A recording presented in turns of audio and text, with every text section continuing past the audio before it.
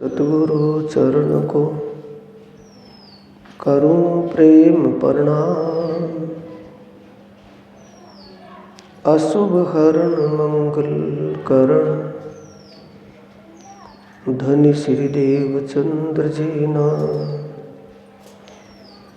श्री प्राणनाथ निज मूलपति श्री मिहिर राज सोना। तेज कुंवर श्यामा जुगल पल पल करूं प्रणाम। धनी जी को मैं पल पल करूं प्रणाम।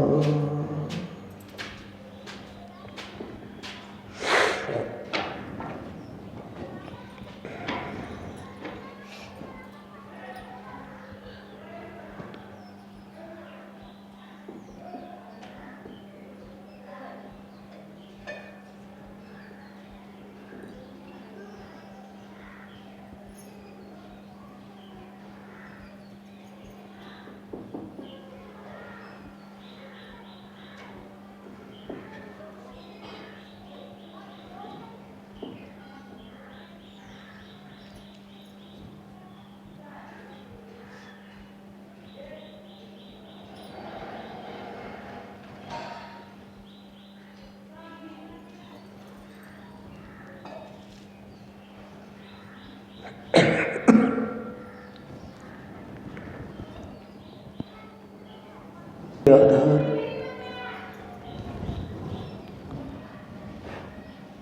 आत्म संबंधी प्यारे श्री सुंदर साथ जी, इसने पीछे कर दो।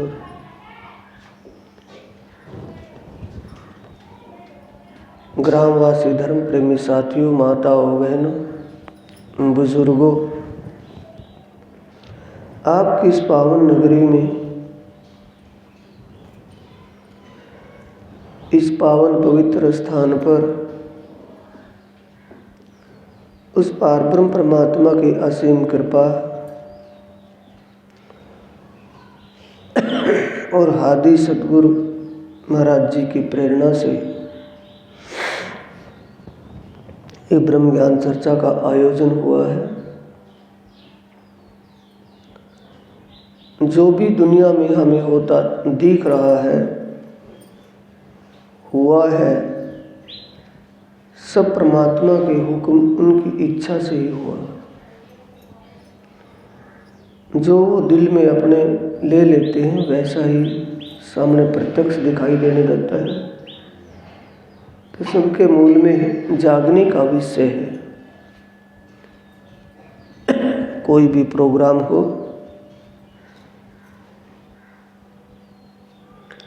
उस सब के अंदर आत्म जागने का विषय छिपा होता है।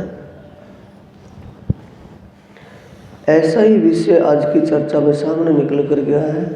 प्रकरण चिंतन ग्रंथ का 17वां प्रकरण है।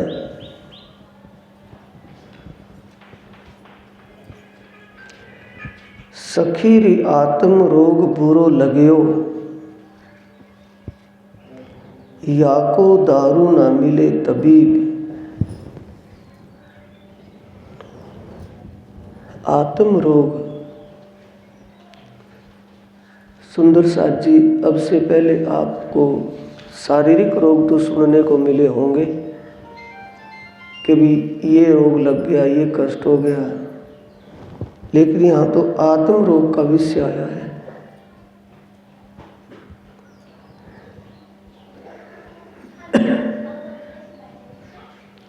और जिसके लिए लिखा है कि इसकी कोई दवाई भी दुनिया में नहीं है, ना इसका कोई डॉक्टर है। आत्म रोग ऐसा असाध्य रोग है, या को दारू ना मिले तबीब, ना इसका कोई वैद्य है, ना कोई दवाई है। आत्म रोग ऐसा लगा हुआ है।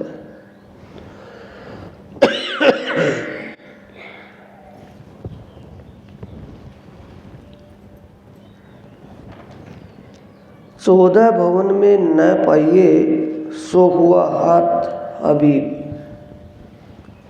इलाज, ना कोई दवाई, ना कोई वैद्य। ये सब किसके हाथ में है? परमात्मा के हाथ में है। आत्म रोग दूर करना, आत्म रोग से निरोग करना, ये परमात्मा के हाथ की बात है। आत्म रोग है क्या? आत्म रोग कासो कहिए, ये समझ में वाणी खुलते खुल रही है। आत्म रोग किसे कहा है? कासो कहिए, गुजराती भाषा में आया है। गुजराती और बुंदेली ये दोनों भाषाएं आपस में मिलती जुलती हैं। बुंदेलखंड पन्ना की तरफ और गुजरात, सौराष्ट्र, महाराष्ट्र आगे पश्चिम में ये मिलती जुलती भाषाएं हैं।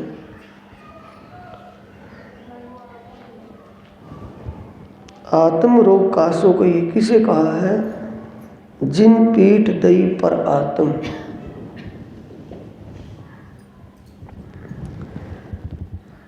अपने असली स्वरूप, ये रूप है, इसके अंदर स्वरूप है। अपने असली स्वरूप जो असली रूप है, ये बाहर का कवर नकली है, बनावटी है। इसमें जो स्वरूप है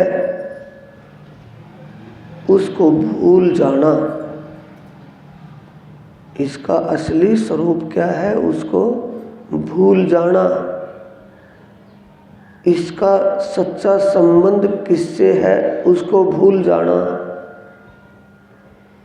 इसका असली ठिकाना, असली घर, निज घर कहाँ है उसको भूल जाना ही आत्म रोग है। और जब असली स्वरूप और सच्चे संबंध और असली घर का बोध हो जाए, ज्ञान हो जाए, पता चल जाए, तो आत्म रोग समाप्त हो गया है। आत्म रोग नहीं रहेगा। आत्म रोग क्या है? अपने असली स्वरूप को भूल जाना, अपने सच्चे मालिक को भूल जाना, अपने मूल संबंध, सच्चे संबंध को भूल जाना, अपने असली घर को भूल जाना। क्या है? आत्म रोग। इसकी दवाई तो यहाँ नहीं है ना किसी के पास। कल बताया तो था, रात कल की हमारी चर्चा का मूल क्या था, आधार क्या था? एक आत्मधनी पहचानी और उसके चरणों को अपने हृदय में बसा लीजिए। कभी भी वो चरण ना छूटे। शरीर छूट जाए, दुनिया छूट जाए, लेकिन वो चरण ना छूटे।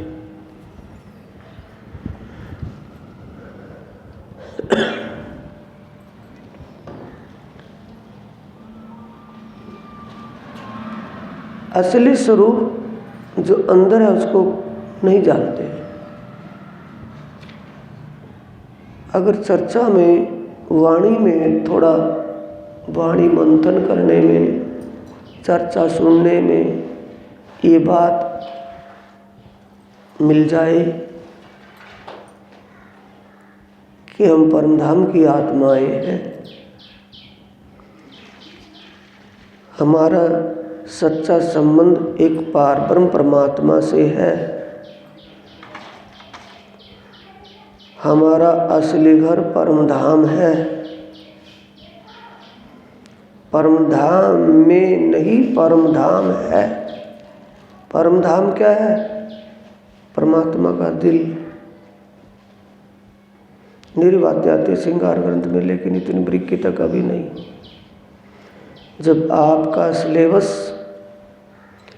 आपकी पढ़ाई वहाँ तक जाएगी तब समझ में आएगी। बहुत दिन हो गया हमें, पहले चर्चा कभी श्रृंगार और परिक्रमा से बाहर नहीं होती थी, उसी में जाते थे। वो बारीक बातें हैं, वो तब है उससे पहले का सिलेबस हमारा पूरा हो जाए, फिर उस सिलेबस तक जाए, फिर आगे बढ़े।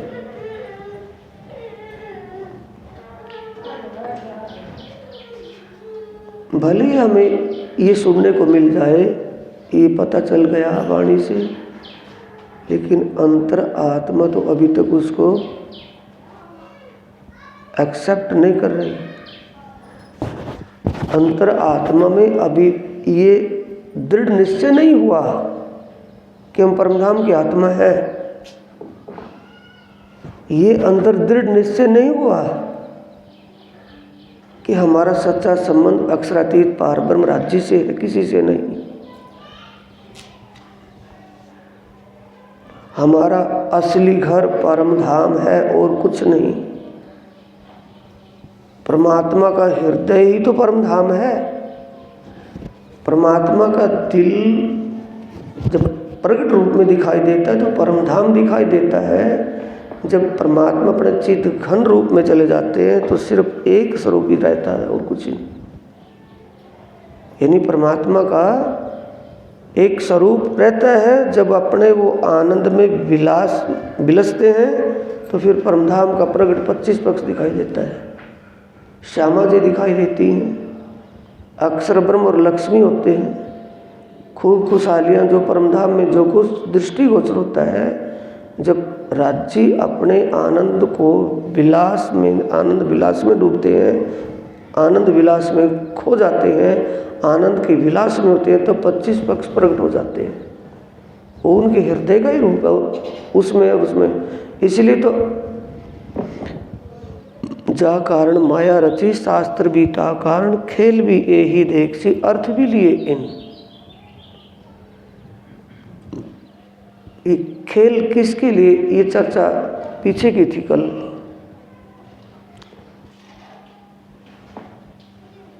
ये खेल, ये माया की रचना, इस स्वप्न के खेल की रचना किसके लिए हुई? आत्माओं के लिए। आत्मा ने तो धनी से मांगा कि हमें वो खेल दिखाओ, और जैसे ये खेल की रचना हुई तो ज्ञान की रचना भी साथ के साथ हुई। शास्त्र का मतलब ज्ञान, अब कुछ और होगा।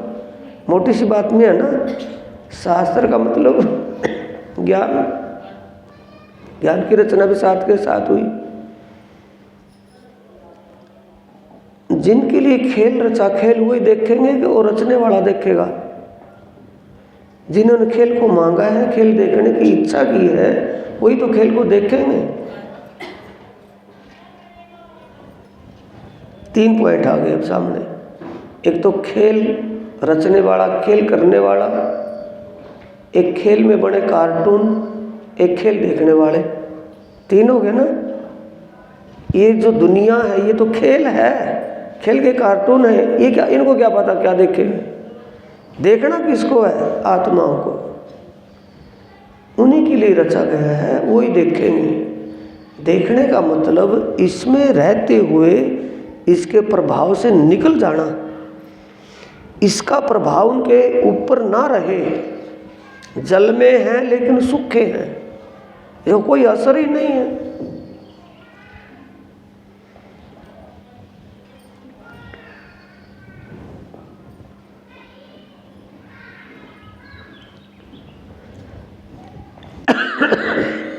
अर्थ भी लिए इन,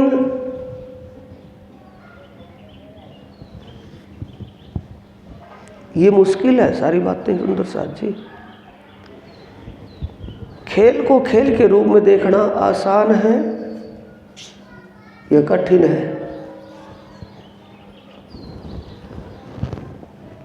ये मानने का कोई खेल है क्या? अंतरात्मा क्या एक्सेप्ट करती है कि नहीं सचमुच तो है? नहीं, सचमुच ही तो है, जबकि ये खेल है। खेल को खेल के रूप में कौन देखेगा? आत्मा, जीव नहीं। जीव तो खेल करने वाला कार्टून बनाया राज्य ने।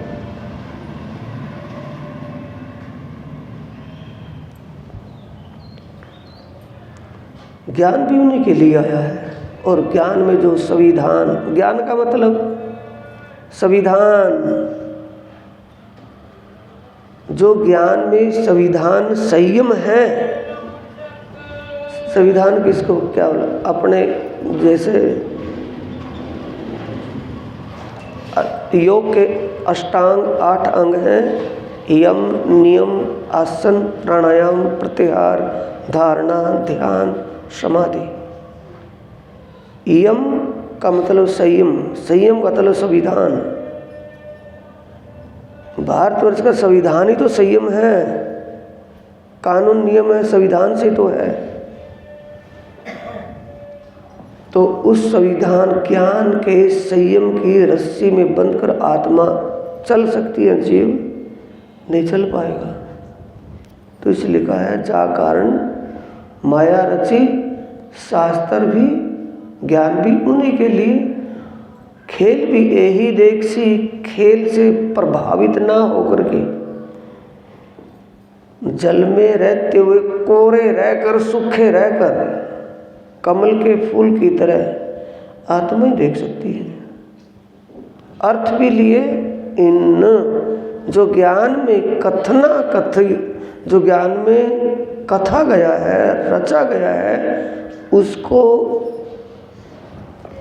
धारण करके ये आत्माएं ही चलेंगी।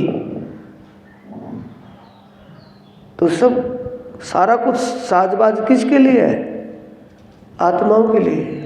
आत्माओं का मतलब सुंदर, बोलो, सुंदर साथ के लिए है।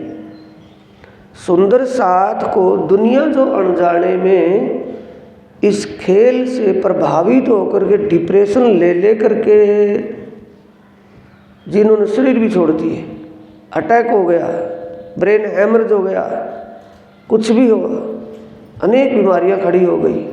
क्यों? क्योंकि इसका असर है उनके। असर नहीं होगा तो विप्रवाह है, सूखे हैं, जल में ही कोरे हैं, कमल होते हैं। ये आत्माओं का है। तो यह आत्म रोग के लिए आया है।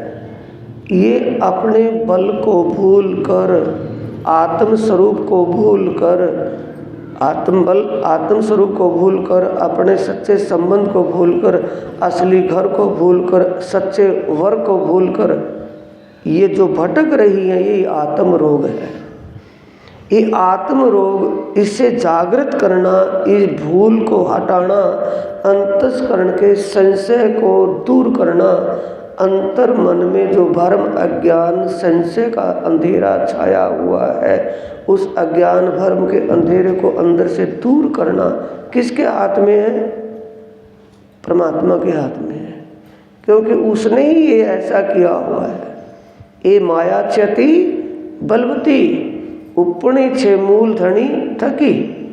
ये माया अति बलशाली है, प्रभावशाली है।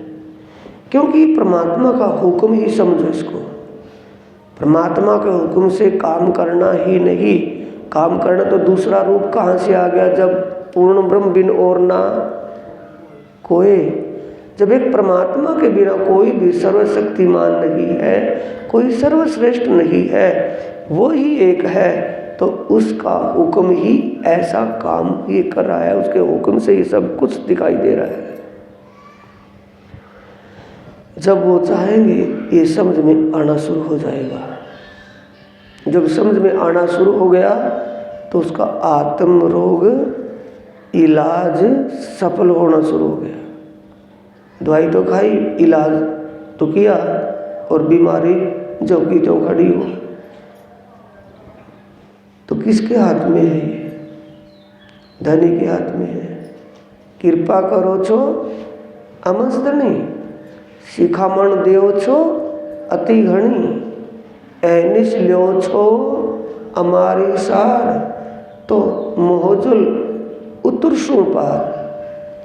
हे सच्चे मालिक पारब्रह्म परमात्मा, आप पल पल ऐसे अज्ञान के घोर अंधेरे में अपने ज्ञान का प्रकाश दिखा करके हमारी पल पल खबर ले रहे हो। दिखाई तो नहीं देते, किसी की निमित्त, किसी के द्वारा भी आपको जिस मोड़ पर देखते वो जागृत करते हुए दिखाई दे रहे हैं।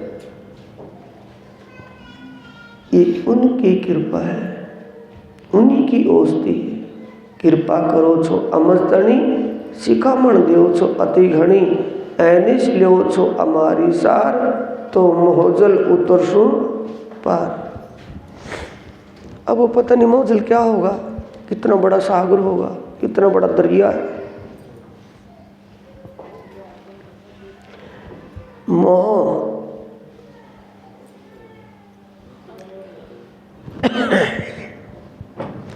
प्राणनाथ जी से सबसे पहले सूरत में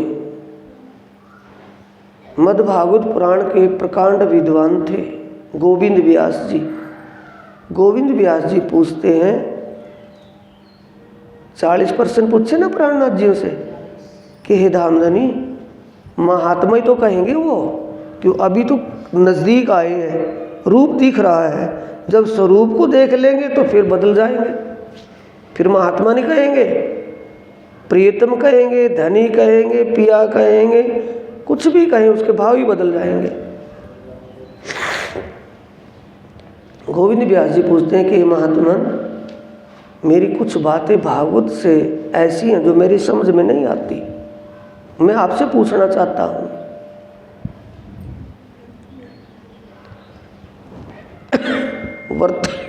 वर्तमान का अब जो समय है, अब से पीछे बैक में जाएं 10, 20, 50 साल पहले, तो पिछला जमाना कितना सच्चा दिखाई देगा, लगेगा नहीं ऐसा? अब से 10, 20, 50 साल पीछे का बैक देखें या सुनने को मिले तो क्या लगेगा कि वो कैसे लोग थे, कितने सच्चे लोग थे, कितने सादे लोग थे। क्योंकि संसार के छल, जैसे जैसे कलयुग का प्रभाव बढ़ता जा रहा है ना, तो छल बल बढ़ता जा रहा है कि कम होता जा रहा है? बढ़ता जा रहा है कि कम होता जा रहा है? बढ़ता जा रहा है। और उस जमाने में आज से 350 साल पहले, क्यों 328 साल तो उनको अखंड ध्यान में बैठे हो गए गुम्मट साहिब में, तो और जागने अभियान में सूरत से चले थे, यानी 350 साल पहले का जमाना बैक पीछे जाकर के देखें तो सच्चा होगा। अब से तो सच्चा होगा ना, बात समझ रहे ना? अब से तो सच्चा होगा।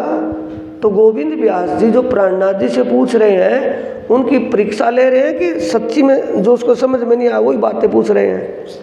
जो भागवत पढ़ते पढ़ते उसको मुद्दत हो गई, भागवत का प्रचार करते थे, भागवत को दुनिया को समझाते करते थे, और भागवत में जो खास बातें उनकी समझ में नहीं आ रही थी वो किससे पूछी हैं?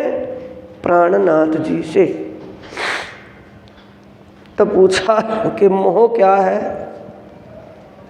मोह सागर की बात आती है ना, दूसरे स्कंद में आती है, चतुश्लोकी में। भागवत का दूसरा स्कंद है चतुश्लोकी, उसमें बातें सृष्टि की रचना की आती है, तो उसमें आता है मोह का जिक्र कि मोह क्या है, कि इच्छा ही मोह है, कि सृष्टि में सबसे पहले मोह किसको हुआ, कि सृष्टि तो बाद में बनी, मोह तो पहले हुआ था। कि किसको हुआ? अक्षर ब्रह्म को। आपको तो पता चल गया ना वाणी से, पहले ले हक के दिल में पीछे आई माहेनु, ता पीछे हादी रूहन में यों कर हुआ जहूर, कि मोह तो पहले प्रकट हो चुका था। मोह क्या है? कि इच्छा। अब इच्छा से आप समझ गए होंगे ना कि इच्छा तो सबसे पहले अक्षर ब्रह्म के दिल में आई थी। आत्माओं के दर्श स्पर्श की, आत्माओं की लीला देखने की इच्छा किसके दिल में बनी थी? अक्षर ब्रह्म के। जब तक तो ये दुनिया नहीं बनी थी ना, पहले बन चुका है, मोह पहले पैदा हो गया है।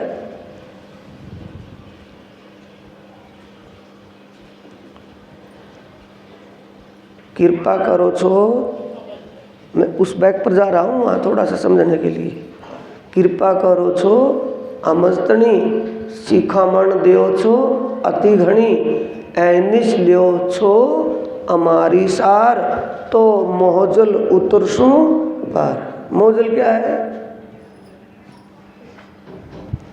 यहाँ महाराज जी के शब्द तो सुने होंगे। महाराज जी तो यहाँ आते थे। चरणदास जी आते नहीं थे क्या? आते थे नहीं? गोसगढ़, मारूखेड़ी, बलवाखेड़ी यहाँ तो खूब घूमते थे कि उनके मामा ज्ञाना माजरे के थे। इस लोहारी के दायरे में ज़्यादा समय लगाते थे वो। और एक भजन जरूर बोलते थे वो कि मेरी सोबत तो बाद में हुई, उससे पहले से चल रहा था उनका वो काम। बिना नीर समुद्र गहरा, समंतरा तो आई नहीं। बिना नीर समुद्र गहरा, जलनी इसमें एक रत्ती, भरया अथाह था ना पावे, डूब मरे कहीं यति सती। बड़े बड़ी यति सती भी डूब गए इसमें। और बिना नीर के समुद्र, बिना पानी का है तो कौन सा है? तृष्णा का। इच्छा का दूसरा नाम क्या है? तृष्णा। आशा, तृष्णा, ना मरी मर गए शरीर। आशा तृष्णा लगे रहना तो किस में डूबे हुए हैं? मोह जल में है ना, मोह का सागर है, उसमें डूबे हुए हैं। और जब कृपा करो तो अमजतनी, दिन में सोने का काम। कृपा करो तो अमजतनी, क्या कृपा कर रहे हैं? ज्ञान का प्रकाश दिखा करके हमें मोजल से निकाल रहे हैं। वो कौन सा प्रकाश है ज्ञान का? हम तो हाथ हुक्म के, हक के हाथ हुक्म, इत हमारा क्या चले, जो जानो तो करो।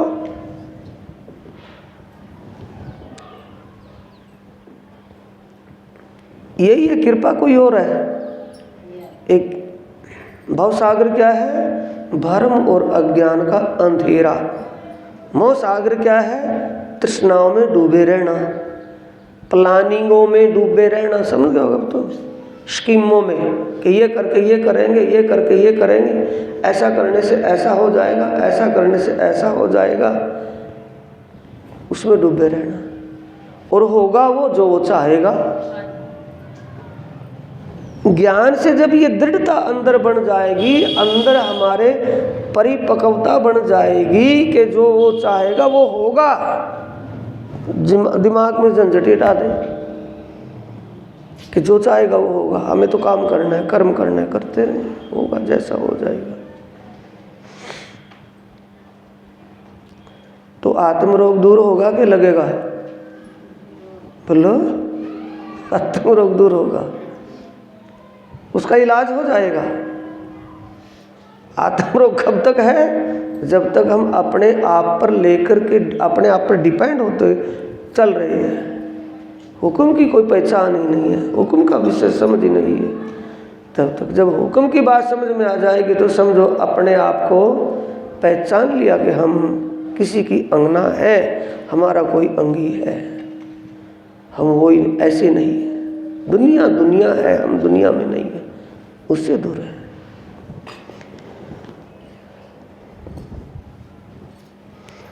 ए रोग क्यों ए ना मिटे, जोलो देखे ना मुख ब्रह्म। मुख चर्चाओं में आपने सुना है कई बार, सुंदर साथ जी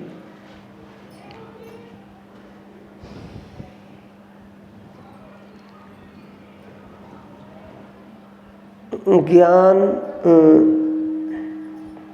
परमात्मा का साक्षात दो रूप से है, दो तरह से होता है परमात्मा का दर्शन। एक तो ज्ञान दृष्टि से, दूसरा ध्यान की दृष्टि से। जब तक हम आत्मा या परमात्मा के बारे में कुछ जानते नहीं, हमें परमात्मा के बारे में या आत्मा का परमात्मा का कोई ज्ञान ही नहीं है, कुछ ही आत्मीय ज्ञान नहीं है, तब तक हम सो रहे हैं, यानी कि आंखें बंद हैं। और जब ज्ञान की दृष्टि से हमें आत्मीय ज्ञान हो जाए, आत्मीय ज्ञान होने पर आत्मीय ज्ञान चक्षु से परमात्मा का दर्शन होना है, ज्ञान की दृष्टि से दर्शन होना। जब ज्ञान समझ में आ जाए, हम अंतर्मुखी होकर के जब आत्म दृष्टि से उस शोभा को निहारें, फिर ध्यान की दृष्टि से है।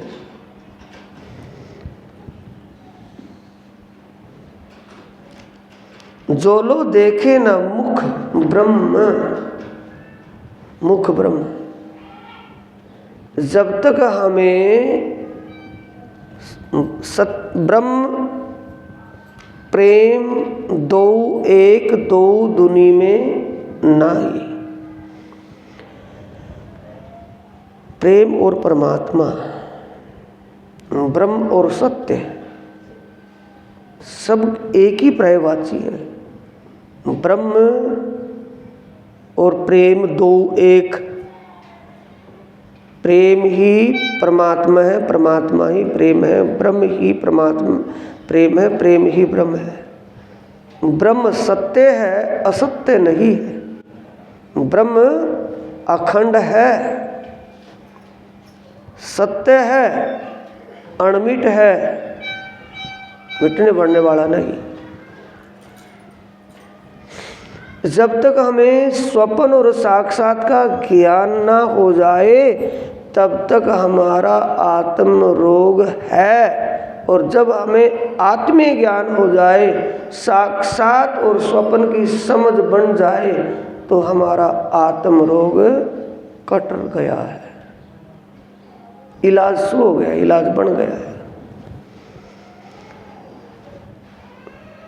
ये रोग क्यों नहीं ना मिटे? ये रोग कब तक नहीं मिटेगा?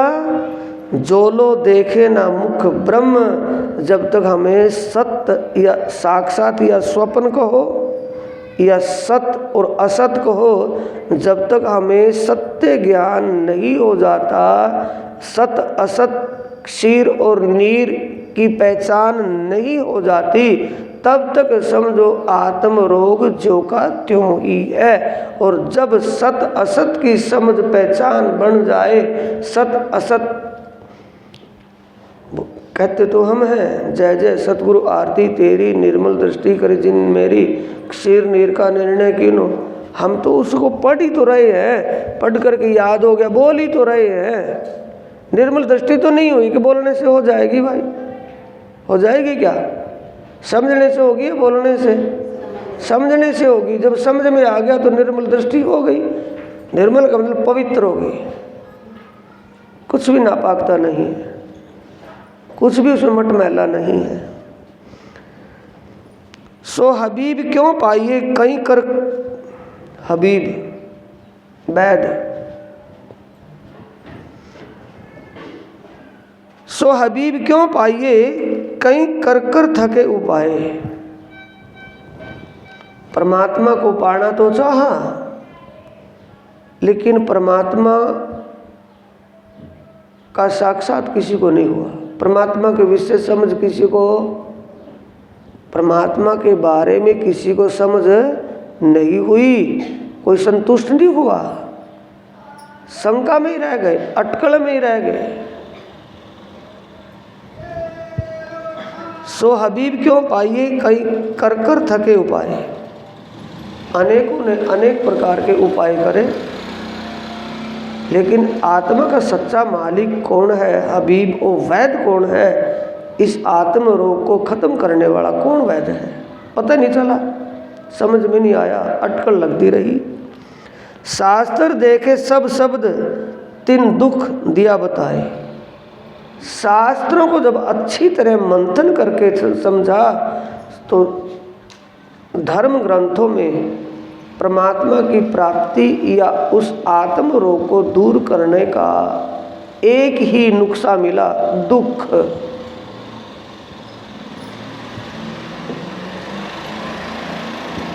सुन रहे साथी, उल्टा हो गया ना, दुख। हम क्या चाहते हैं, सुख चाहते हैं कि दुख? सुख। और परमात्मा की प्राप्ति का नुस्खा क्या मिल गया? दुख। उल्टा है। शास्त्र देखे सब शब्द तीन दुख दिया बताए। अगर परमात्मा चाहिए, आत्म रोग को दूर करना है तो आत्म रोग को परमात्मा ही कर सकता। आत्म रोग से छुटकारा परमात्मा ही दिला सकता है। अगर परमात्मा चाहिए तो दुख के बिना परमात्मा की प्राप्ति नहीं होती। दुखते प्यूजी मिलसी सुखे मिलिया ना कोय, अपने धनी का मिलन तो दुख ही से होए। दुख तो हमारो आहार है और उनको दुख खाए, दुख के मारे सब फिरे कोई बिरला साध निभाए। सखी ताथे दुख प्यारो लगियो, सखी का मतलब है सुंदर साथ जी, जब सब शास्त्र ले चले सतगुरु सोई, वाणी सकल को एक अर्थ होई। सतगुरु मेरे श्याम जी, विजयानंदन बुद्ध निष्कलंक प्राणनाथ जी सदगुरु स्वरूप में साक्षात यहाँ तन धारण करके प्रकट हुए।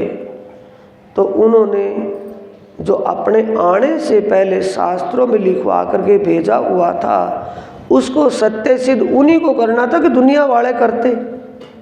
उन्हीं को करना था कि मैंने परमात्मा की प्राप्ति का पहले ही एक पॉइंट भेजा हुआ है, दुख।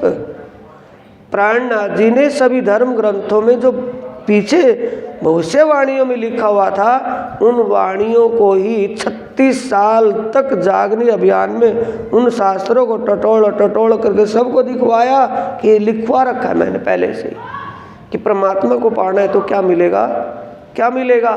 दुख।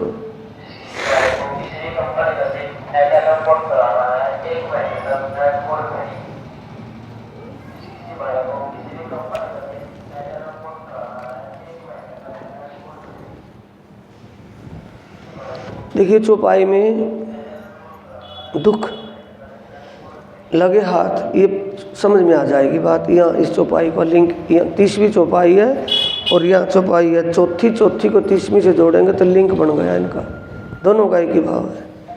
जो साहिब संकुल हो भी,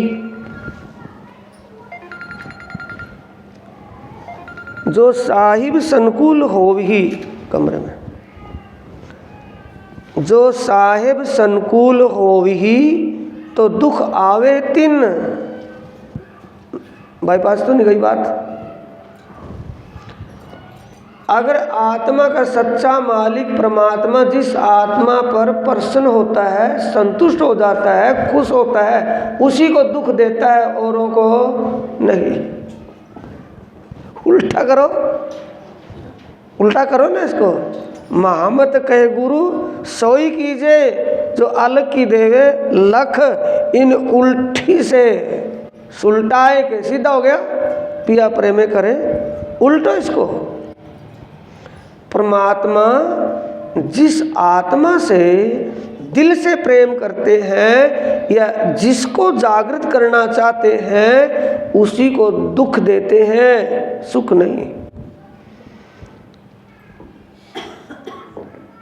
चौपाई कह रही है जो साहिब संकुल हो ही, जो प्रियतम धाम धनी प्रसन्न होते हैं तो दुख आवे तिन, उसी के ऊपर दुख आता है। इन दुनिया में चाहा कर दुख ना लिया किन। अपनी इच्छा से किसी ने भी दुख को स्वीकार नहीं किया, किसी ने भी दुख की इच्छा नहीं करी दुनिया में, किसी ने भी। तो किसी के साथ जब हम लग जाएंगे तो फिर वाणी कहाँ रही कि वाणी मेरे पीऊ की, न्यारी जो संसार चिल्ला चिल्ला करके करते करते चले गए, दिन रात जाप जाप में रह गई, तो उसको कभी दिमाग में नहीं लिया कि न्यारी कैसी है, ये यूँ न्यारी है। किसी ने भी कोई चाहेगा दुख लेना, सुख देख लो। अब किसी को क्यों दुख, अपने आप को देखना है कि राज्य से मैं क्या डिमांड करता हूँ, राज्य से मैं क्या चाहता हूँ। कोई अपने आप को बर्बाद होना चाहेगा, राज्य मुझे बर्बाद कर दो। प्राणनाथ जी कह रहे हैं मैं तो बिगड़िया रे विश्व से बिछड़िया, अगला प्रकरण है, मैं तो बिगड़ा रे विश्व से बिछड़िया, बाबा मेरे डिग आओ मत कोई, बेर बेर बरजुत हो रे बाबा, ना तो हम जो बिगड़े सोई। भी हम तो बिगड़े, हमारी तरह बिगड़ जाओगे, इसलिए कोई बिगड़ो नहीं, समरे समराए रह जाओ। तो समरे समराए क्या मांगेंगे? सुख। जब बिगड़ेंगे तो क्या मांगेंगे? दुख, क्योंकि दुख से वो साक्षात हो जाएगा। साथ साथ जब उदयपुर में सुंदर साथ ऐसे घिराव में घिरे, मंदसौर उसमें औरंगाबाद में ऐसे घिराव में घिरे और वहाँ से निकल कर चले, तो उनकी रक्षा कौन कर रहा था? धामधनी। चिंता तो नहीं थी उनको। जब औरंगाबाद से प्राणनाथ जी फतेह मोहम्मद की फतेहुल्लाह की मकान के सामने बैठे, दूसरे मकान में उसका कुरान का ट्रांसलेट, कुरान का हिंदी अनुवाद करवा रहे थे वहाँ, तो किसी को विश्वास भी नहीं होता था कि प्राणनाथ जी यहाँ बैठे होंगे, क्योंकि फतेह मोहम्मद ने ही हुक्म दे रखा है कि कहीं भी बैरागी मिले उनको बंद कर लो, जेल में बंद करो और बादशाह औरंगजेब के उसमें दरबार में पेश करो उनको। किसी को विश्वास ही नहीं हो रहा था, तो वहाँ अपनी छत्र छाया में उनको रखा किसी और को। भीख मंगवा कर टुकड़े खुआए तो कृपा हुई, तभी तो भीख मांगी। उल्टा है कि सुलटा है? कृपा होगी तो भीख मंगे बन जाएंगे, तो कौन कोई भीख मंगा बनना चाहता है? कृपा होगी तो, क्योंकि उनके दिमाग में से धन का अहम खत्म करना था कि हम धनवान हैं। दाता एक है, दूसरा ना हुआ ना होगा, तो उनके अंदर दिमाग जो था वो बदलना, चेंज करना था, बस इतना था।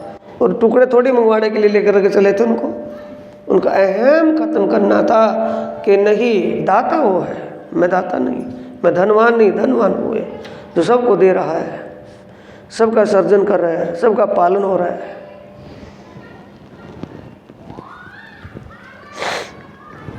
क्यों मांगा दुख? अब ये इसका सार मैं थोड़े में बोलूँगा सुंदर साथ जी, आप भी उब जाओगे, ज़्यादा लंबा सिक्र है।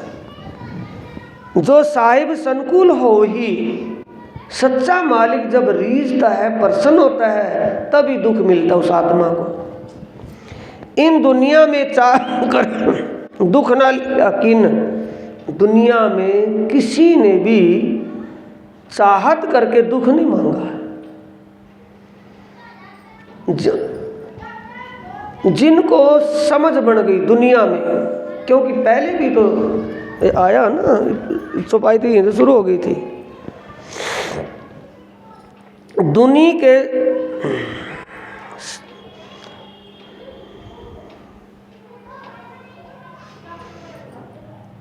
शास्त्र देखे सब शब्द, शास्त्रों में सारे शब्दों में, इन शास्त्रों में सभी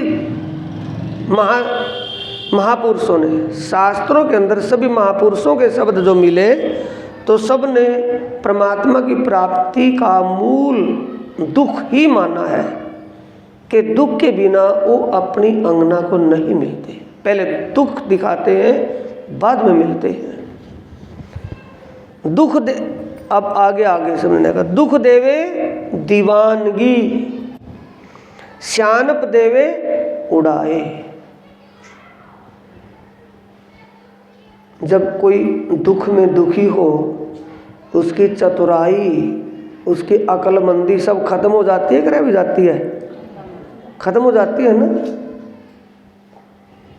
दुख से क्या आता है? दीवानापन।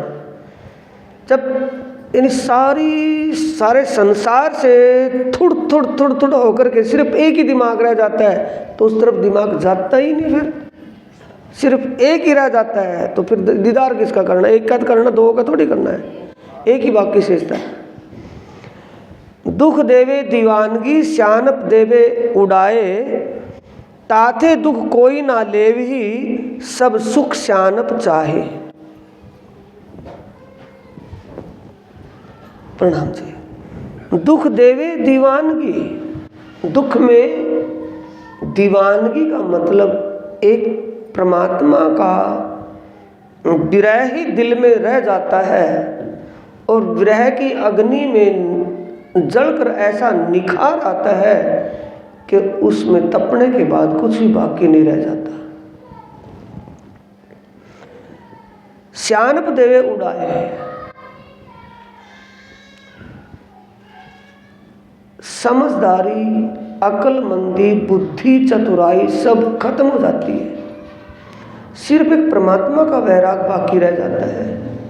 परमात्मा के मिलन की तड़प दिल में बाकी रहती है और कुछ ही नहीं। उसको तो उसका प्रियतम चाहिए और कुछ नहीं चाहिए।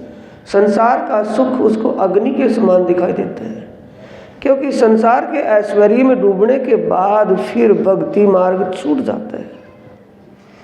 आत्मीय आनंद की तड़फ दिल में नहीं रहती। बाहर के ऐश्वर्य में खो जाने के बाद आत्मीय आनंद का अंदर भाव ही नहीं रहता।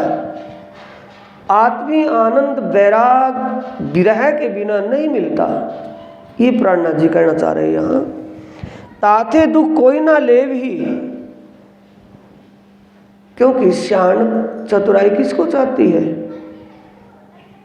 चिंतामणि जी को समझाते हुए प्राणनाथ जी क्या कह रहे हैं? अब छोड़ो रे मान, ज्ञान गुमान को एही खाड़ बड़ी भाई, एक डारी दूजी भी डारो जलाए देवरे चतुराई। श्याणप और चतुराई का एक ही भाव है कि अलग अलग है? श्याणप का मतलब वो नहीं कि तांत्रिक विद्या जादू टूणे करना, वो श्याणप नहीं। चतुराई शुष्क ज्ञान की चतुराई अंदर। शुष्क ज्ञान का मतलब शब्दों से जुबान से कहना और वैसे में आचरण में ना होना। चाहन वाले दुख के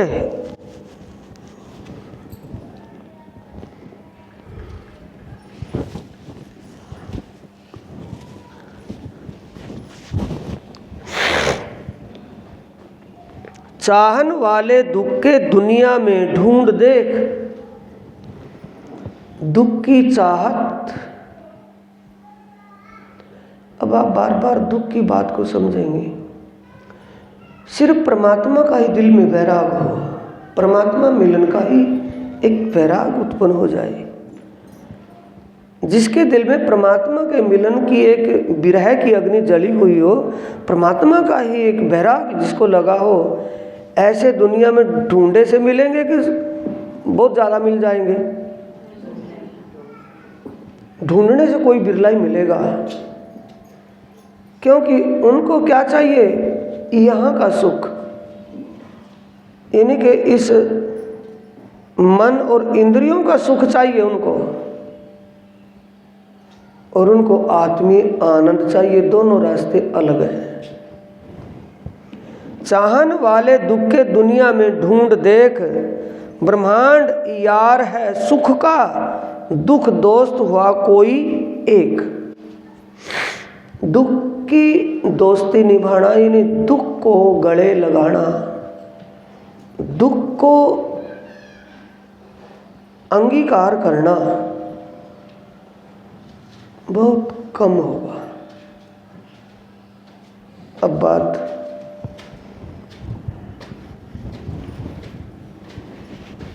दोबारा इसी को समझो, कैसे किस तरीके से अंदर पहुंचे बात।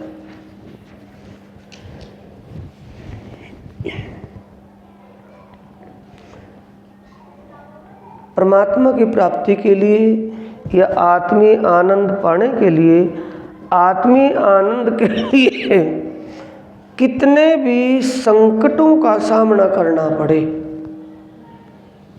कितने भी झंझटों का सामना करना पड़े, कितने भी अनर्गल बातें सुनने को मिले, कितना भी अपमान दुनिया में हो, उसको कोई परवाह नहीं होती। क्योंकि दीवानगी कौन सी है? सिर्फ एक प्रियतम को पाने की, एक ही पागलपन है उसको। ब्रह्मांड का ब्रह्मांड किसको चाहता है? मान प्रतिष्ठा सेवा। वो कहते कि नहीं, वो तो उस रास्ते से रोंग साइड ले जाएगा।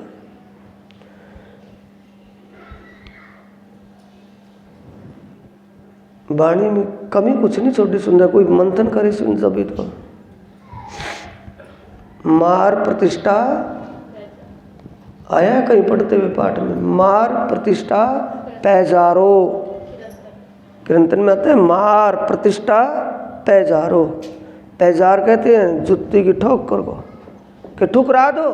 प्रतिष्ठा का मतलब सम्मान। हमारे दिल में कि फूलों के हार गले, फूलों की बरसात हो, ये हो वो हो, उसको दिमाग से हटा दो, वो रोग है। मार प्रतिष्ठा पैजारो, मान सम्मान करवाने, मान सम्मान हो, हमारा दुनिया में सम्मान हो, यशस्वी हो, ये दिमाग हटा दो, तब परमात्मा बिना कहे आपको यश वो देगा। तुम्हारा जैसा कोई यशस्वी होगा ही नहीं। कौन सा सम्मान दिया धनी ने? अपनी अंगना होने का। और उन अंगनाओं ने जिन तनों में जिन जीवों का अनुष्ठान किया है, उनको नंबर 1 बहिष्ठ में अखंड मुक्ति का वो मुक्ति धाम दिया है, बेहद मंडल में, जिसमें नीचे के सभी जितने भी देवी देवता 8 बहिष्ठ हैं ना, 7 बहिष्ठों के जितने भी जीव होंगे, सब उन बहिष्ठों के उस नंबर 1 बहिष्ठ के जीव को आत्मा का रूप मानेंगे, पूजनीय मानेंगे। श्री महाराज ठाकुर का जीव और सदगुरु धनी श्री देवचंद्र जी का जीव वहाँ सतस्वरूप ब्रह्मधाम में सिंहासन पर विराजमान होगा, आत्मा का रूप धारण कर, एक दिव्य रूप धारण करके सदा के लिए अखंड। और उससे नीचे कितनी बहिष्ठें हैं? 7 बहिष्ठें हैं। 7 बहिष्ठों में चौथी बहिष्ठ रास की बहिष्ठ है, 5वीं तीसरी बहिष्ठ महमदी बहिष्ठ है, चौथी बहिष्ठ रास की बहिष्ठ है, 5वीं ब्रज की बहिष्ठ है, 6ठी मलकुती नारायण भगवान की या देवी देवताओं की बहिष्ठ है। चौथी और 5वीं कौन सी है? चौथी रास भी आ रही की, बांके भी आ रही की।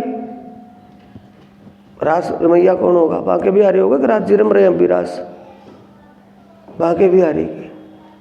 चौथी और 5वीं नंद किशोर नंद कुमार कन्हैया लाल की। वो भी उन आत्माओं को अपना पूज्य मानेंगे, उन जीवों को पूज्य प्रतिबिंब। हमारे प्रतिबिंब क्या है? हमारे जीव जो तनों में है, वो जीव अखंड मुक्ति को पाकर वहाँ आत्मा जैसा रूप धारण करेंगे। सत स्वरूप के निर्मल चैतन्य में नंबर 1 बहिष्ठ में तो निचले जो पहले और वो अव्वल की बहिष्ठों के जो अधिकारी हैं, वो आखिर की बहिष्ठ के उन जीवों को नमन करेंगे, उनको अपना पूजनीय मानेंगे, उनको सर्वश्रेष्ठ मानेंगे। ये एक उनका अधिकार किसने दिया है? धाम के धनी अक्षरातीत प्राणनाथ पिया ने दिया है। इससे ज़्यादा यश क्या देंगे? आत्मा तो यशस्वी है, आत्मा सो परमात्मा, आत्मा तो परमात्मा का अंग है, परमात्मा का स्वरूप, उनकी हृदयेश्वरी है, हृदय रूपा है, वो क्या यश चाहेगी? हाँ, जिस तन में जिस जीव के ऊपर वो आत्मा बैठी है, वो जीव भी वो यश प्राप्त करेगा जो यश किसी को आज तक प्राप्त नहीं हुआ।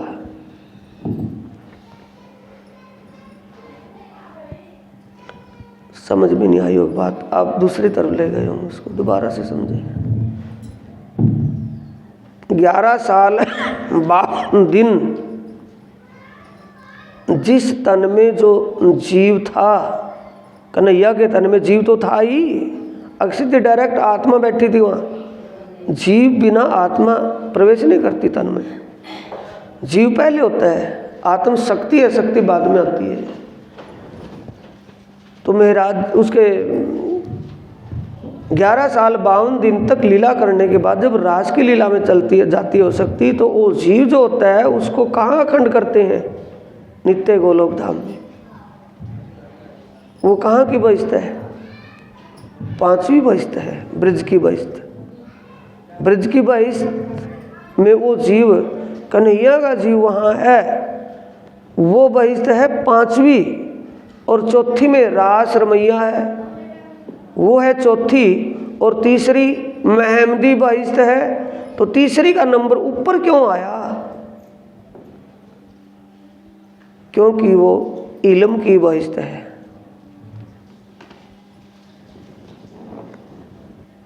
मुस्तफा बेग के तन में जो अरब के अंदर ज्ञान का अवतरण हुआ कुरान के रूप में, उस ज्ञान को जिन्होंने अपनाया उनको कौन सी बहिश्त मिली है?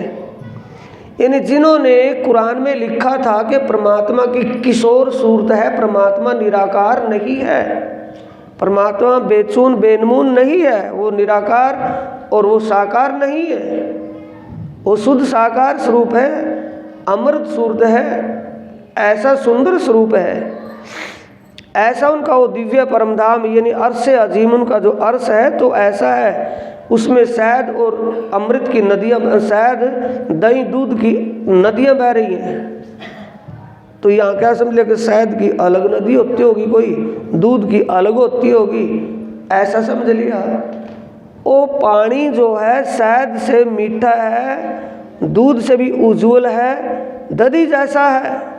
इनका तुलना यहाँ के पदार्थों से कर करके बताइए कि इतना साफ शुद्ध जल है, इतना मीठा सुंदर जल है, चेतन है, नहीं आत्मा रूप है, वैसा पानी नहीं है।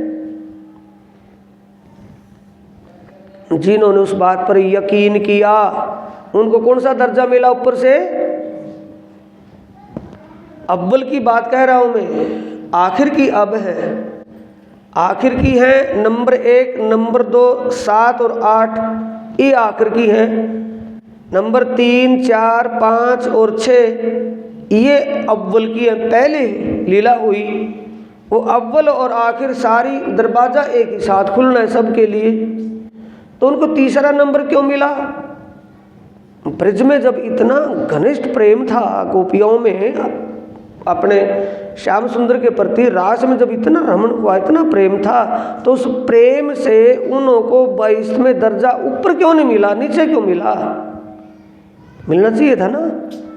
तो इसलिए सुंदर साथ जी इश्क इल्म दोनों एक दूसरे के पूरक हैं। उस समय इल्म होता तो इश्क का रूप भी कुछ और होता। बिना इल्म के इश्क नहीं और इश्क के बिना इल्म नहीं। इश्क के बिना इल्म खाली है और इल्म के बिना इश्क खाली है। दोनों एक दूसरे के पूरक हैं, प्राण है।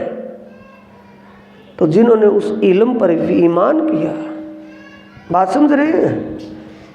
रसूल के तन में तो थोड़ा सा ज्ञान आया, फजर की बात थी। अब खरे बपोरे का दोपहर का शिखर का दोपहर सूर्य निकला हुआ है, इतना प्रकाश है, अब दोपहर का सूर्य है। तो ये इसका ज्ञान प्रकाश इल्म से सुंदर साथ जी हमें उनसा दर्जा यश किसी ने प्रदान किया है। धाम के धनी अक्षरातीत पिया प्राणनाशन।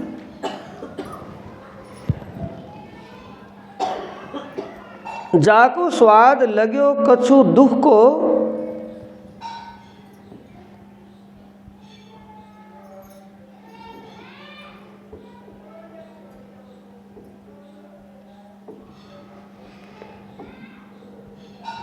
भाई मजबूरी का नाम शुक्रिया। ऐसा नहीं है कि मजबूरी में दुखी हैं और कह रहे कि भाई बड़ा अच्छा लग रहा है, नहीं। जाको स्वाद लग्यो कछु दुख को, जिसके अंदर परमात्मा के प्रति बैराग और विरह की अग्नि धधक जाए, विरह बैराग में जो प्रीतम के हर पल दीवाना हो जाए और उसको परमात्मा के उस प्रेम में, उस दीवानगी में कितना सुख महसूस हो रहा हो, और जब उसका मिलन होगा तो उससे ज़्यादा सुख होगा कि कम होगा? ज़्यादा होगा। जिसके विरह में, जिसके वैराग में दुख, तो मिलन में कौन सा सुख होए? उसके लिए कहा है जो मिलके बिछड़ी होई, जो मिलके बिछुड़े,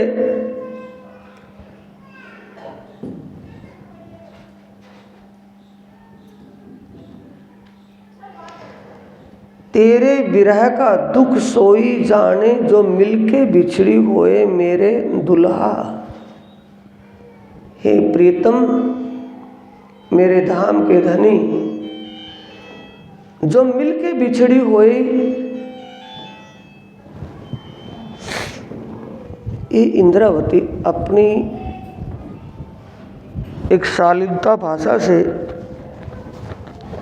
अपने आप की रहनी करनी को सामने खड़ी कर रही है। मिलके बिछड़ी हुए के दो भाव बनते हैं यहाँ। एक भाव तो पहला बनता है सतगुरु देवचंद्र जी के तन में स्वयं अक्षरातीत धाम धनी विराजमान होकर के लीला कर रहे थे और इंद्रावती बहुत नज़दीक करीब से साथ में सेवा में थी, लेकिन उनके स्वरूप की पहचान नहीं कर पाई। हाथ से निकल गई बात। हबसा में जाकर के बाद में पहचान हुई तो क्या हुई, जब साथ में थे तब पहचान हो जाती तो सेवा का भाव ही बदल जाता। एक तो मिलके बिछड़ी हुई वो, दूसरा जो अपने प्रियतम धाम धनी के विरह बैराग में तड़प तड़प करके उसका साक्षात करना चाह रही है और उसको किसी भी ऐसी ध्यान की गहराई, ऐसी अवस्था में एकाग्रता की अवस्था में एकाकार रूप कभी बन जाए और फिर उसके बाद ऐसी स्थिति ना आ पाए तो किसको एहसास होगा बिछोड़े का? उसी को ऐसी बैरागन, ऐसी दीवानी आत्मा को होगा या किसी और को होगा? अभी आवाजावी में बात छूट गई होगी। एक तो भाव है सद्गुरु के स्वरूप में मिल गए और मिल गए करीबता पाकर के भी पहचान ना हो पाई और बाद में जैसे हबसा में पहुंचे वहां पहचान हुई तो वहां जब इंद्रावती आत्मा शरीर छोड़ने को मजबूर हो जाती है तो तब साक्षात धाम धनी दर्शन देते हैं। युगल स्वरूप का दर्शन होता है। सिंहासन पर कभी राज जी और श्यामा जी, कभी श्यामा जी की जगह देवचंद्र जी, कभी देवचंद्र जी, कभी श्यामा जी, कभी श्यामा जी, कभी देवचंद्र जी का साक्षात दर्शन होता है। तो वहाँ इंद्रावती आत्मा कहती है श्री देवचंद्र जी सत्य छे, सदा सत सुखना दाता। हे धनी देवचंद्र जी, आप तो साक्षात अक्षरातीत स्वरूप हो, अखंड सुख के मालिक हो। विंतड़ी एक जो वल्लभा मुँह अंगनानी अविधार, मुझ अंगना की भूल को माफ करते हुए प्रार्थना को स्वीकार करना धनी। मैंने आपको पहचानने में, आपको समझने में जो भूल की है उस भूल को माफ करना और मुझ अंगना को अपने चरणों में स्वीकार कर लेना। एक तो वो बात, दूसरा जो सुंदर साथ, अब वो भी छोड़ दे आत्मा और जीव की बात, जो सुंदर साथ उस प्रीतम परमात्मा का साक्षात्कार करने में एक विरह की अग्नि में पहुंच चुका है, विरह में तड़प रहा है और उस विरह की ऐसी हालात में उसको परमात्मा का किसी पल एक साक्षात्कार का झलक मिल जाए और फिर उसी स्थिति में लंबे समय तक उसका साक्षात ना हो पाए तो तड़प किसको होगी? जिसको एक झलक साक्षात की मिल चुकी हो, वो बार बार चाहेगा कि मैं ऐसे सागर से कभी निकलूं ही नहीं। ऐसी तृप्ति जैसे जल से मछली बिछुड़ जाती है, जल में से बाहर निकाल दिया जाए तो मछली तड़प जाती है, और जल में जब उसको थोड़े से जल या गारे में से निकाल करके उस मछली को किसी तालाब में छोड़ा जाए, तालाब में जैसे किनारे पर छोड़ेंगे तो किनारे पर बैठी रहेगी या बीच में टाप लगाएगी मछली, वो पूरे गहराई तक पूरे ज़्यादा से ज़्यादा जल में जाने का प्रयास करेगी, क्योंकि वो तड़फ रही थी उस जल के बिना। ये स्थिति किसी आत्मा की हो जाए, किसी सुंदर साथ की हो जाए, तो उस बिछोड़े का दर्द किसको फील होगा? बिरहागत सोई जाने रे जो मिलके बिछड़ी होए मेरे दुल्हा। उस विरह की गति को कौन समझेगा?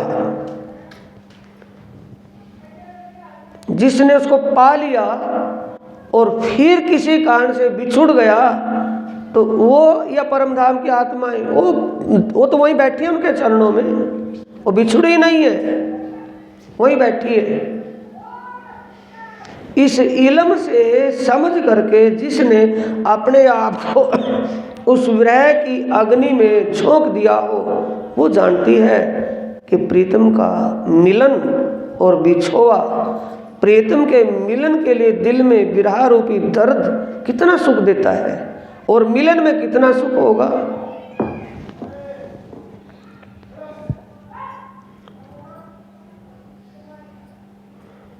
जाको स्वाद लगे कछु दुख को, जिसको उस परमात्मा के विरह रूपी अग्नि में तड़प कर उस सुख का एहसास हो चुका है, सो सुख कबू ना चाहे। ऐसी आत्मा संसार का ऐश्वर्य कभी चाहेगी नहीं, कभी भी सोचेगी नहीं कि मुझे वो सुख चाहिए, क्योंकि परमात्मा के विरह वैराग रूपी दुख से परमात्मा का मिलन होता है। संसार के ऐश्वर्य में परमात्मा से दूरी बढ़ती चली जाती है, तो वो कभी भी ऐसा रास्ता नहीं चाहिए उसको कि जिससे परमात्मा से दूरी हो जाए, परमात्मा से बिछुड़ जाए। वाको सो दुख फेर फेर हृदय चढ़ चढ़ आए। संसार का ऐश्वर्य नहीं, परमात्मा के मिलन का जो विरह और वैराग रूपी दर्द अंदर, वो बार बार चाहेगी।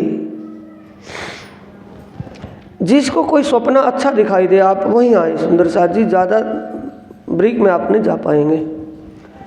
हम नींद में सोते हुए कोई सपना दिख रहा हो और सपना हमें अच्छा लग रहा हो, और सपना अच्छा लगते लगते हमें कितना अच्छा लग रहा है कि जैसे हम उस स्वप्न हमारे दिमाग से वो हटा, सपना टूटा, क्या कोशिश करेंगे फिर, और सपना दोबारा से दिखाई दे। नींद तो उछट गई, आँख खुल गई, दोबारा क्या करेंगे, आँख मीचेंगे, एक नहीं 1000 हिले करेंगे कि नींद बन जाए, वही सपना वहीं से शुरू हो जाए। करेंगे नहीं करेंगे? ये गति कौन, ऐसी स्थिति कौन करेगा? जिसको जो अच्छा लगा होगा, सपने का सुख या विरह का दुख। जिसको जो आत्मा जो विरह के दुख को समझ लेगी, वो कभी संसार के ऐश्वर्य को नहीं चाहेगी। उसको तो वही स्वीकार है जिससे उसका प्रीत मिलता हो। वाको सो दुख फेर फेर हृदय चढ़ चढ़ आए। जैसे सपने की बात हृदय पर चढ़ चढ़ आए, तो वैसे वो दुख की बात उसके हृदय पर बार बार चढ़ चढ़ आए। श्री महामत कहे इन दुख को मोल ना कियो जाए।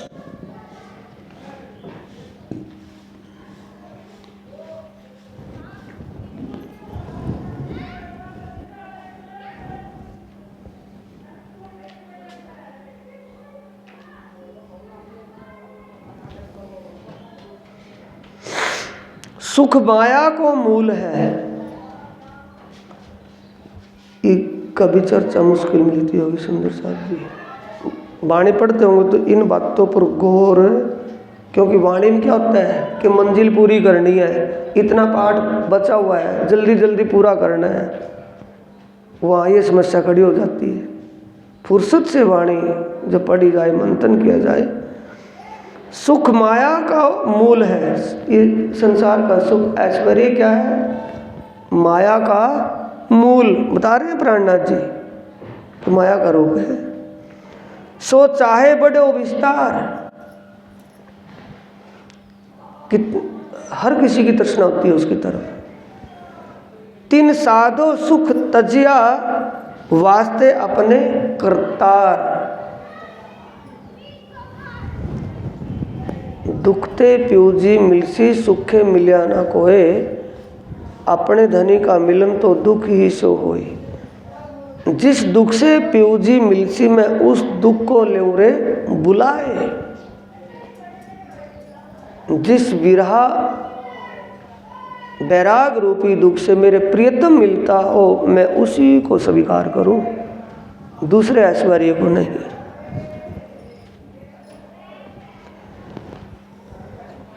जो माया मोह थे उपजे सो क्या जाने दुख के सुख। अब तो समझ खुलती खुलती खुल रही है। जो माया मोह थे उपजे, इत अक्षर को विलस्यो मन, 5 तत्व 14 भवन, या में महाविष्णु मन, मन थे त्रैगुण, ता थे थीर चर सब उत्पन्न। अक्षर ब्रह्म के मन स्वरूप अव्याकृत के स्वप्न स्वरूप नारायण भगवान के संकल्प से जो जीव सृष्टि पैदा हुई है, जो माया मोह थे उपजे सो क्या जाने दुख के सुख। उन जीवों को क्या पता कि दुख के पीछे कौन सा सुख मिलने वाला है। परमात्मा को पाने के लिए आत्म आनंद का अनुभव हो, आत्म आनंद पाने के लिए, परमात्मा को पाने के लिए जो भी समस्याएं, जो भी कठिनाइयाँ, जो भी दुख सामने आए उस रास्ते पर चलने में संसार के जीवों को पता नहीं कि उसका फल क्या होगा। वो लिए ना चाहे काचे जन, जिनको समझ विश्वास ईमान, जिनको समझ विश्वास और समर्पण भावना नहीं होती, जिसकी वो वहाँ तक नहीं जा पाता, वापस लौट पड़ता है, लौट जाता है, छोड़ देता है। जो माया मोह थे उपजे सो क्या जाने दुख के सुख। जो माया को सुख जान ही ताते हुए बेमुख। जो मायावी सुखों को ही सुख मानते हैं वो किससे बेमुख हुए हैं? परमात्मा से। क्या हो गया उनको? आत्म रोग लग गया। आत्म रोग वही तो है, पीठ दिवाई पर आत्म को, वही आत्म रोग है। श्री महामत कहे इन दुख को मोल ना कियो जाए, लाख बेर सिर दीजिए तो भी सर भर ना आवे ताए। श्री महामत कहे इन दुख को,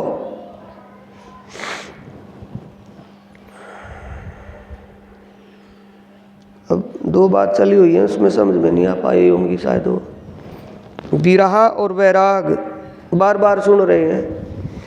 एक ही वैराग है सिर्फ परमात्मा मिलन का, एक ही तड़प है सिर्फ परमात्मा का मिलन, परमात्मा का साक्षात। एक ही दिल में तड़प है आत्मीय आनंद, एक ही दिल में वैराग है परमात्मा का मिलन।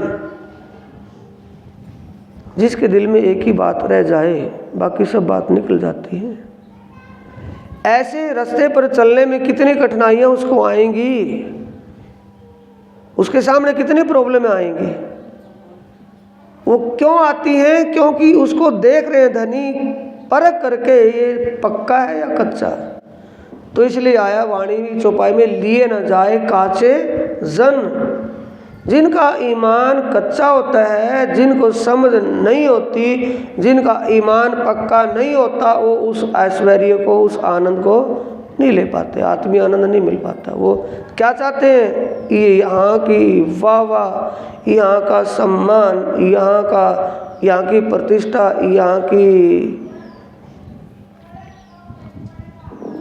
यहाँ का यशस्वता, उसको और कुछ नहीं चाहिए, यहाँ का चाहिए। और उसने दे दिया, वहाँ का दे दिया हमारे जीव को भी। जब हमारे जीव को वो शोभा दे दी है जो नारायण को भी नहीं मिली है।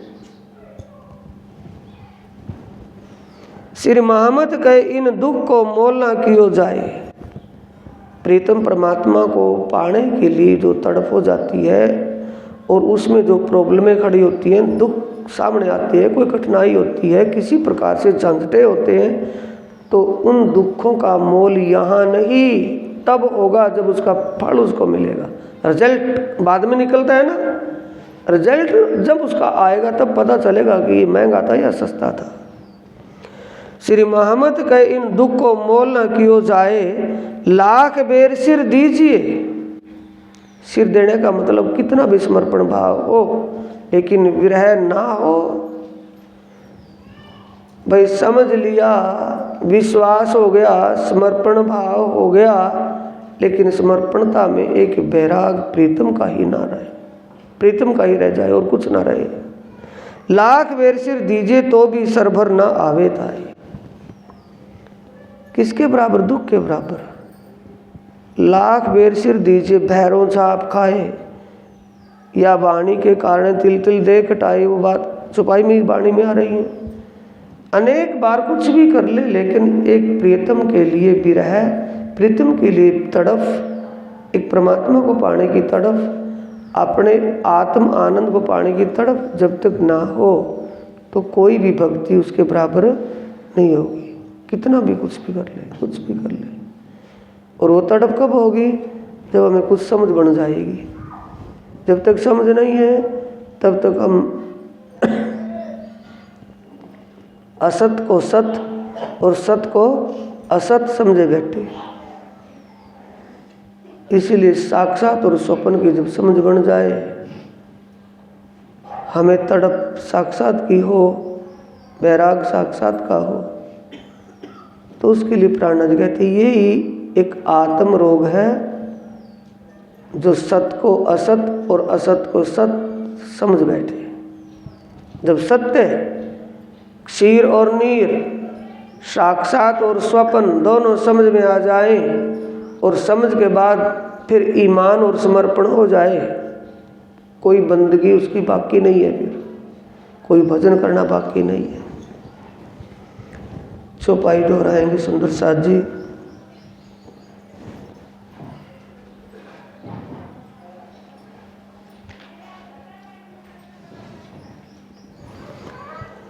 मैं तो चाहा सुख को पर धनी की मुझ पर मेहर। वो आगे आई गया था। मैं तो चाहा सुख को, मैं कौन कह रही है? इंद्रावती आत्मा। क्या सुख को चाहा? कि सद्गुरु धनी श्री देवचंद्र जी ने कहा था कि सुंदर साथ की सेवा ही भक्ति है। मैंने तो उनके कथन पर अमल किया था। सुंदर साथ की सेवा को श्रेष्ठ मान करके सब कुछ कर रहा था, पर धनी ने इसमें भी कृपा करी। मैं तो चाहा सुख को पर धनी की मुझ पर मेहर। धनी की मेहर क्या? एक प्रियतम का ही वैराग उनको हो गया। ताते दुख फेर फेर लिया, अब सुख लागत है जहर। तो संसार का ऐश्वर्य सुख है, वो परमात्मा के रास्ते से हमें पीठ दिवाता है या भ्रमित होता है जी, आत्मा भ्रमित होती है उस रास्ते से। तो ऐसा सुख जहर कब लगेगा? जब समझ बन जाएगी तब। श्री मोहम्मद कहे इन दुख को मोल ना कियो जाए, लाख बेर सिर दीजिए तो भी सर भर न आवे ताए। बराबर नहीं हो सकता उसके। चौपाई दोहराएंगे सुंदर साथ जी। श्री मोहम्मद कहे इन दुख को मोल ना कियो जाए, लाख बेर सिर दीजिए, तो भी सर भर न आवे ताए, तो भी सर भर न आवे ताए, तो भी सर भर न आवे ताए। बोलो श्री प्राणनाथ प्यारे की, श्री सद्गुरु महाराज की प्रणाम।